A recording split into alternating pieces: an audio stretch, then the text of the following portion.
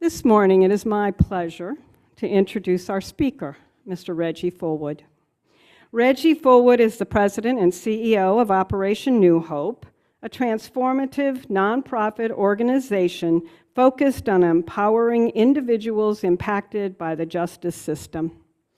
In this capacity, he oversees the daily operations of Operation New Hope, guiding its efforts to provide vital services and programs that help rebuild lives. Reggie has played an instrumental role in the success of the organization's nationally acclaimed Ready for Work reentry program, having previously served as Chief Operating Officer and Program Director. With over 25 years of experience in workforce development, reentry services, and community revitalization, Operation New Hope has become a recognized leader in its field. Under Reggie's leadership, the organization operates multiple offices across Florida. Operation New Hope provides comprehensive services, training, and support to returning citizens and underserved populations, helping them reconnect with the workforce, their families, and their communities. Reggie is leading Operation New Hope's ambitious expansion into a statewide reentry network. A former public official, Reggie's career includes service on the Jacksonville City Council and in the Florida legislature, where he served for 6 years before stepping down due to personal legal challenges. This experience has deeply informed his passion for criminal justice reform and second chances. Reggie uses his personal journey as a powerful testimony to inspire those facing similar struggles, championing the cause of second chances and advocacy for returning citizens. Welcome to UCJ, Reggie Fullwood.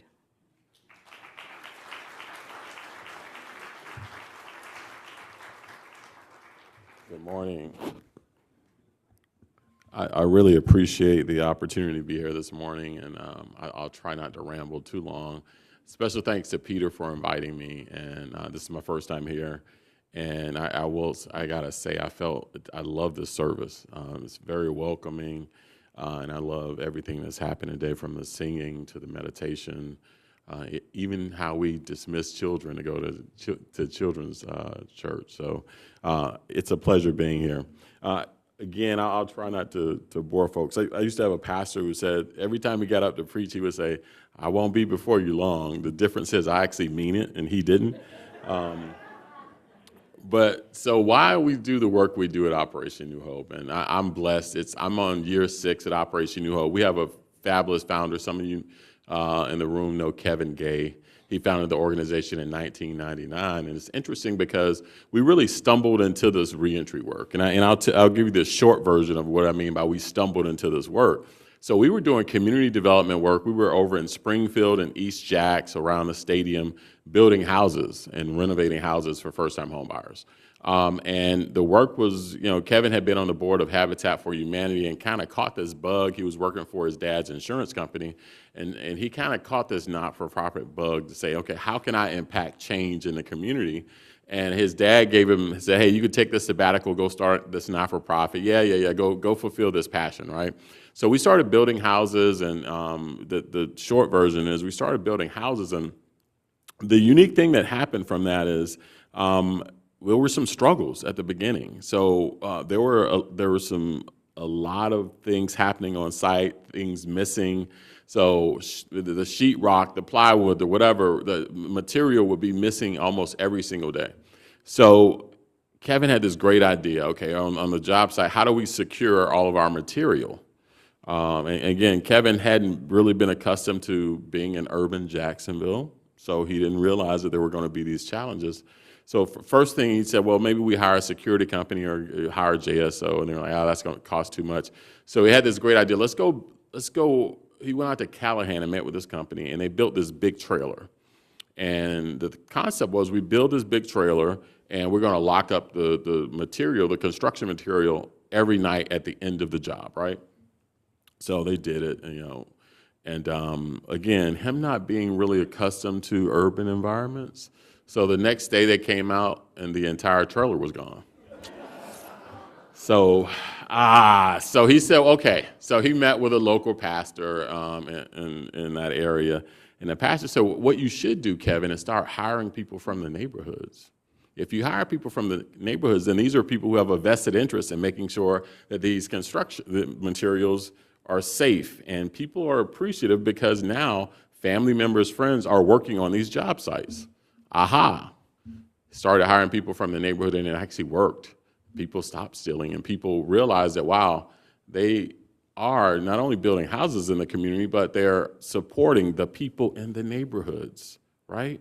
And so it worked out tremendously. So word got out that Operation New Hope hired people from the community, no matter what their backgrounds were. And it just so happens that a lot of the folks who came to work for us had criminal backgrounds of some sort. Kevin didn't care. It's like, hey, if you can use a hammer, we can train you on these things, blah, blah, blah. Well, at the time, Congressman Rutherford was Director Rutherford over the jails, and so people would get out of the local jails, and if they didn't have a job, John would say, hey, go to Operation New Hope, and they'll hire you. So the problem we had was that now we're building houses, but we only have 20 or 30 positions, and now we have 40, 50, 60, 70 people showing up for jobs. And so Kevin has a big heart. Anybody knows him. He's so passionate about service and helping people. He said he had this idea of, okay, instead of turning people away, let's train them and then help them get jobs with other people, with other companies.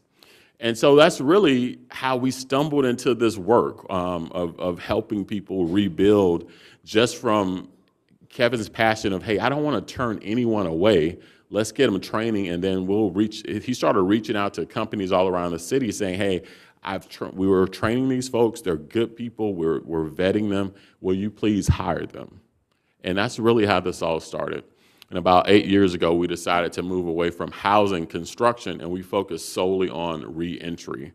And the work is it's so meaningful. And I'll talk a little bit in a few minutes about why it's obviously personal for me. And how the Lord works in mysterious ways. But it's so powerful because 1 out of every 3 Americans has some sort of criminal background. So about 40% of the people we serve come directly out of jail or prison. The other 60% are people who have gotten in trouble at some point in their lives, and they just need help trying to figure things out. They got out of prison 10 years ago, and they've been working fast foods, and they're tired of working fast food. And so they come to us and say, hey, help me upskill to get a career. Help me get my CDL so I can be a truck driver, or help me get become an electrician or a carpenter or whatever. And so a lot of what we do is really helping people upskill to create careers and opportunities for them. So like I said, 1 out of every 3 Americans has some form of a record, which is startling to some. So count 1, 2, 3, 1, 2, 3. Yeah, you get it? Here's a stat. When I go over to Tallahassee and I start talking about our need for funding. About 70% of our funding comes from the state legislature.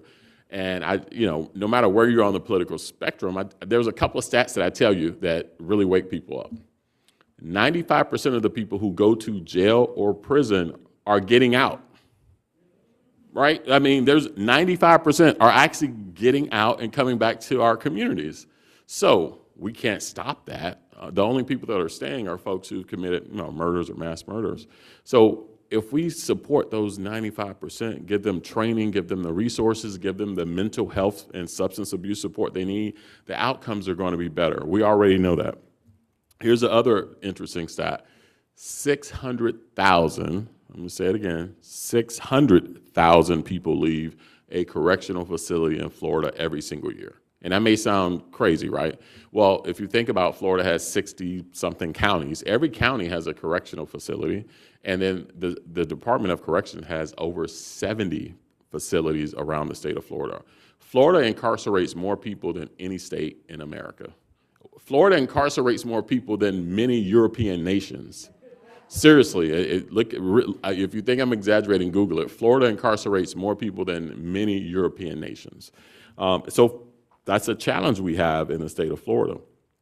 So this work that we're doing, I love history, and my staff is tired of hearing me talk about it, but the JFK speech from Rice University, where he talks about going to the moon, why is that relevant?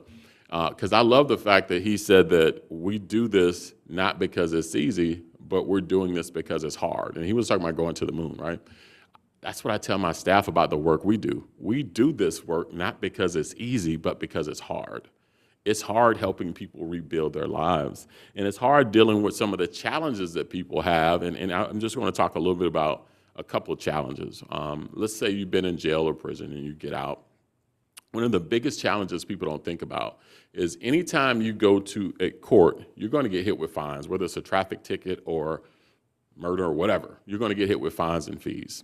So oftentimes our folks will get sentenced to a year or 2 or 3 or 5 in jail or prison, and they have these fees, and typically they're low-income people that they can't pay. So while they're incarcerated, those fees are building. The interest is building. So by the time they get out, you know what the state does? Because you didn't pay those fees while you were incarcerated? The first thing they do is suspend your license. Okay, so your license is suspended, and then those fines are building interest. So I get out, now I'm facing thousands of dollars in fines. I have a suspended license, and I'm trying to get a job and figure out how to get back on my feet. So I'm in the hole. If I had child support, I haven't been able to pay child support. So I'm in this deep hole, right, financially. And I don't even have a driver's license. Even if someone wanted to hire me to drive a truck, I can't do that anymore because I was sitting in jail and not able to pay my fines. Who knows how the court system is? How do we pay for our court system, our clerk of courts? Through fines. So how ridiculous is it that the system, even if the judge doesn't want to give you a fine, he almost has to because that's how salaries are paid for the clerk of courts and our judges, through those fines and fees. So it's a bad system. So one of the things we have to do, one of the things we focus on is policy as well, and trying to fix the driver's license issue. Don't suspend people's driver's license because they didn't pay fines while they're incarcerated, right? Let's stop doing that. And let's figure out a better way to pay for our court system so that judges aren't required to put these fines on people, so when they get out, they're in this deep hole. And that's really what we focus on, and it creates a major problem. The unemployment rate in the U.S. is really low. It's less than 5% in most states. For people who've been incarcerated, returning citizens, it's almost 30%. And that's because we've made a lot of gains in this country, but there's still people and organizations that don't believe in second chances, unfortunately. The good news is what we do has worked, and other organizations are doing this work as well. And people like JP Morgan Chase, big companies like that, have made this a big issue for them. If you go on the JP Morgan Chase website, you'll see second chance hiring. They've set a goal that 10% of their U.S. workforce will be second chance hires. So 10% of the people they hire throughout the United States are second chance hires. And they figure out a way to say, okay, we know that certain charges we can't put in certain jobs, but these charges we can put in certain jobs. And that's a lot of what we do, working with companies to figure out, okay, let's create a matrix that looks at charges and the jobs and the qualifications, and you can still be a second chance hiring agency. Obviously, if someone has a bank fraud, you're not going to go work for a bank, but right? But you can still be a nurse, or you can still be a phlebotomist, or you can still be a warehouse manager. So working with companies to look at those things and let's be smart about it. So that's sort of the passion we bring to the table. We're the liaison for people who just simply need a second chance. And, you know, we're very apolitical. And so we have friends on all sides of the spectrum. And one of the things I like to say about who we are, we're not a faith-based organization, but we're faith-inspired. Again, if anybody knows Kevin Gay, he's very faith-inspired. Faith is the reason I'm here today, to be honest with you, because my story is unique in the sense of if it wasn't for faith, I couldn't have made it through the challenges I had. You know, one of the quotes that we use a lot is from the book of Matthew in the Bible, where Jesus basically said, you know, when I was naked, did you clothe me? When I was sick, did you visit me? Or when I was in prison, did you come see me? These are the words of Jesus in the Bible. Did you come see me when I was in prison? In Psalms, you know, the word says, the Lord hears the needy and does not despise captive people. The notion that because someone got in legal trouble that they don't deserve a second chance is so ridiculous to who we are as a society, if you think about it, and how second chances are so important. For me, it's personal in a sense of, I know every day I get a chance to help people, and I love it. It pleases my heart. I feel like I really don't have a job. I show up, and we figure out ways to help more people. We've expanded to 5 cities throughout Florida. We're in, well, 6 if you include St. Augustine. I always kind of consider St. Augustine as like 0.5. So we're in, 5.5 cities. So Orlando was our first expansion, Tampa, St. Pete. We're in the Space Coast area in the Cocoa Beach area. And we're looking to build a statewide network. And why is that important? I mentioned outcomes. We know that when people come through our program, our recidivism rate, which is people who go back to prison, is about 8%. So 8% of the people who come through our program eventually go back to prison in a 3 to 5 year range. The state's recidivism rate is about 30% for 3 years. So 30% of the people who get out of a state prison go back within 3 years. Well, the 5-year recidivism rate is more like 60%. 60% of the people who get out of a state prison go back within 5 years. So one of the things we do is change that dynamic. We know that if we wrap our arms around folks, mental health, substance abuse support, help, housing, transportation, job training, job placement, we do all those things. We know that the outcomes are always better. So I mentioned that I've been in Operation New Hope for 6 years now. I just celebrated 6 years a couple of months ago. I had never worked in this space before. So I ran into Kevin Gay one day, and he asked me what I was doing. I said, hey, well, I kind of got kicked out of the legislature, so now I'm doing some real estate and, trying to figure things out. And he said, hey, I got a position I want you to come interview for. And so I interviewed for the position, ended up getting the job. And so my first week at Operation New Hope was probably the most profound week in my life. And that's how I knew this is where God wanted me to be. So I started on a Wednesday. On a Thursday, I had a meeting on my calendar. They say, hey, we had these staffing meetings. And where if people, we really accept almost any charges, typically not sex offenses, but almost any other charges. But if someone has an extensive record, we will have a meeting of different departments. We'll sit around a table and talk about if this person is good for the program. Our main program is called Ready for Work. So one of the things we're evaluating is this person ready to go to work? And if we call up WW Gay or Crown or Parliament or some of our partners, Miller Electric or whomever, and say, hey, so-and-so has come through our program, and we want you to hire them, are they ready for that? Are they ready for a career? And because our reputation is online. So we were in this meeting, and we were talking about a young lady. About 40% of our clients are women. And she had this extensive record. I was like, wow, this is my first week. I was like, why would we let her in the program? I mean, she had petty theft, prostitution. I'd never seen a rap sheet that long. And again, I was new to this. And I said, I said, well, why would we let her in? Like, she's had this history of crime. We probably shouldn't let her in the program. I mean, and so one of the therapists quickly educated me. And the therapist said, well, no, I think we absolutely should let her in the program. It's funny because she came out of the Matrix program, which is at CTC, and I had no idea what CTC was at the time. That's the Community Transition Center that Meg just talked about. And she said she just came out of CTC. She's been clean. She's finally been clean for over a year. And I just had a 2-hour meeting with her this week. And let me tell you how this long rap sheet started.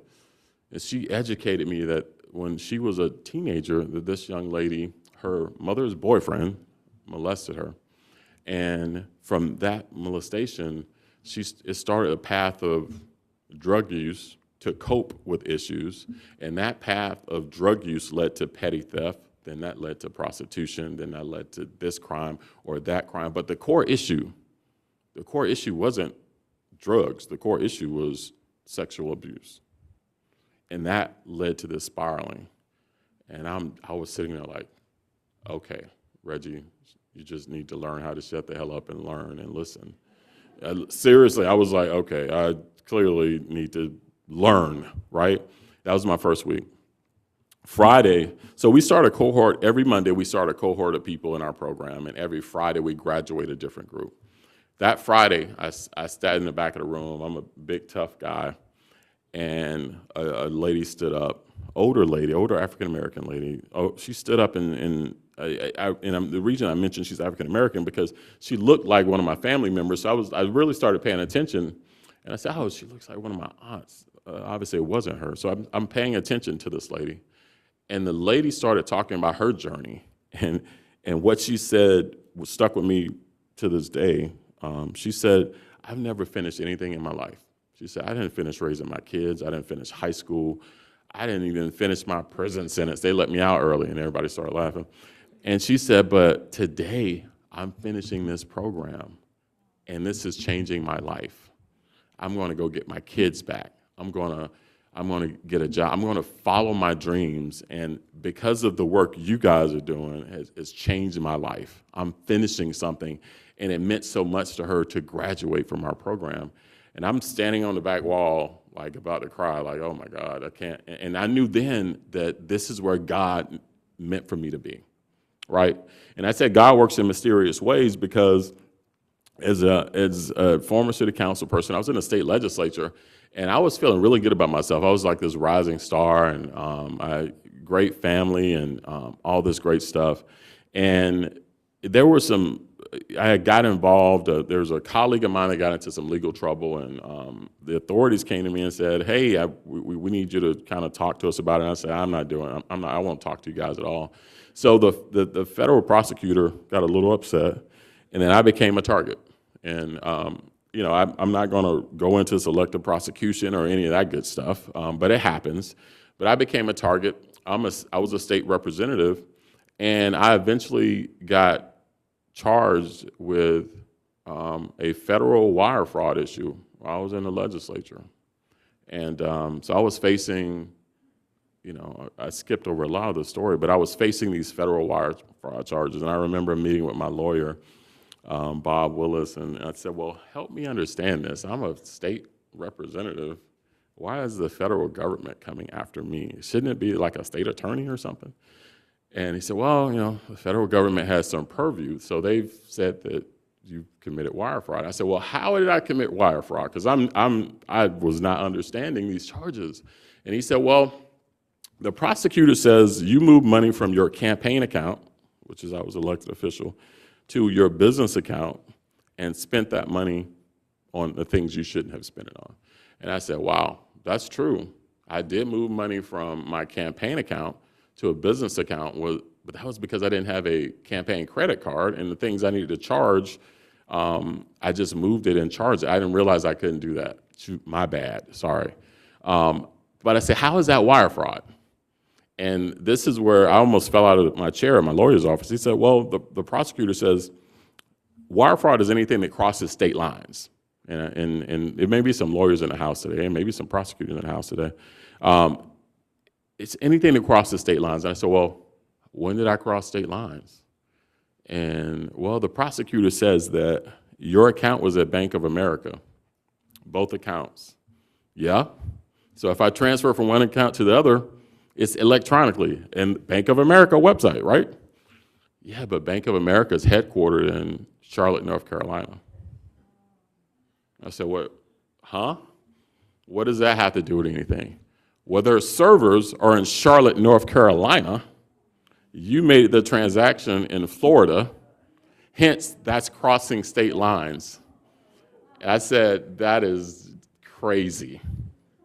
Because the servers are in another state, you're saying that that's mail fraud, or wire fraud, I'm sorry.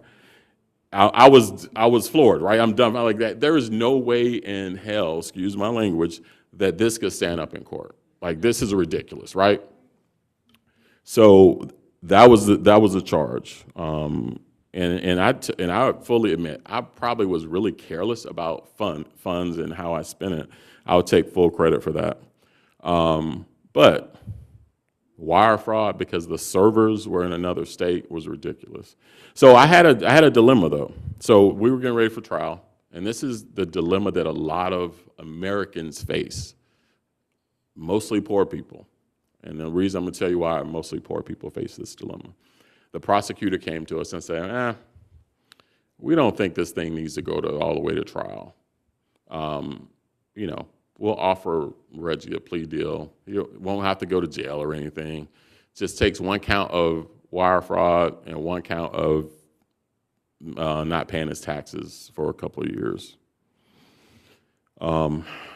So at the time, my lawyer said, hey, you paid us $50,000 to go to trial. We're going to need another $30,000 to $40,000.